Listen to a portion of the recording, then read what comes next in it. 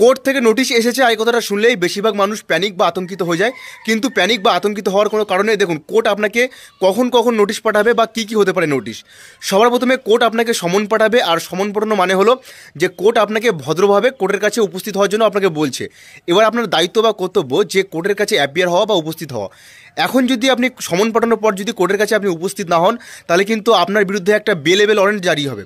আর bailable warrant জারি হওয়ার পর যে আপনার কর্তব্য যে বেলেবেল ওয়ারেন্টের যে মানে আছে কন্ডিশন আছে সেগুলো আপনাকে ফুলফিল করতে হবে, এবং যে বেল অ্যামাউন্ট আপনাকে পেমেন্ট করতে হবে। এবার এখানে টুইস্ট হচ্ছে, যদি বেলেবেল ওয়ারেন্ট জারি হওয়ার পর যদি আপনি কোর্টের কাছে না যান, তাহলে কিন্তু আপনার বিরুদ্ধে একটা নন বেলেবেল ওয়ারেন্ট জারি হয়ে যাবে। আর নন বেলেবেল ওয়ারেন্ট জারি হওয়া মানে যে পুলিশের এটা কম্পালসারি বা পুলিশের কাছে এটা বাধ্যতামূলক হয়ে যায় যে আপনাকে অ্যারেস্ট করবে।